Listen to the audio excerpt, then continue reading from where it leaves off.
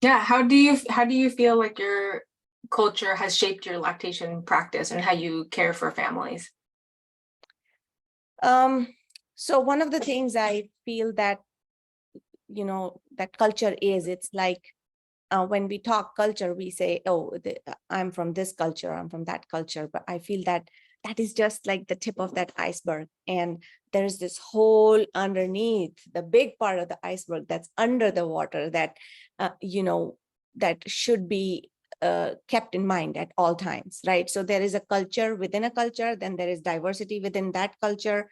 Like for India, the majority of people will say, oh, India, okay, home of curry or home of this and that. And people will come up to me and say, hey, do you like this? Or what is your favorite Indian restaurant? Or what's your favorite Indian restaurant in Portland? And I'm like, depending on who you ask, that name will change, right? And depending on where I'm from in India. So within India, there are 28 different states, and each state has its own cuisine, its own language, its own culture.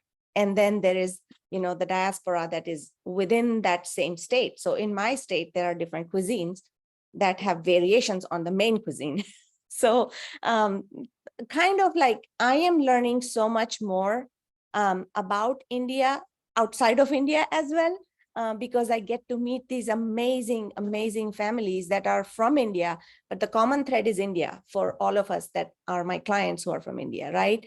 And then there are these clients who are like, I'm from the same state you are from. So we kind of jive on, okay, let's kind of talk about the language I speak, and I can speak the language. So they are like, oh yeah, someone from Gujarat is here, so we can talk in Gujarati, and then there are times when they are also a little skeptical because I am talking to them in English, and they are like, are you really from India? How long have you been here?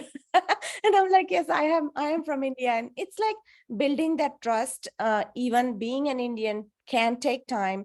And I would like everybody to understand that um, building trust won't happen in the first lactation visit sometimes. And sometimes it will. It depends on how people come into it, right? So if they have a lot of mistrust in the mainstream medicine profession, right? So then you are coming in from a hospital perspective, they're going to be like, I'm not so sure you understand where we are coming from. So having someone to talk to about these cases or collaborate with within the community would be very helpful. So for me, that's very important, that I'm open to what they are trusting. So let's say my clients or my patients, if you're in the hospital, it's a patient.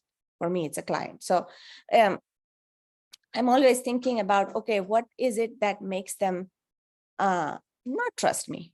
And how can I kind of cross that barrier with them and not just come at them with all this information that I have? Yes, my information I have is very valuable for them in that moment, but can I take a step back and just let them talk so we understand where they're coming from instead of just giving them information? I hope it helps those of you who are listening right now. If I'm blabbing too much, just let me know. No, I love it. Yeah. Love So it. that is how I feel that I incorporate my culture.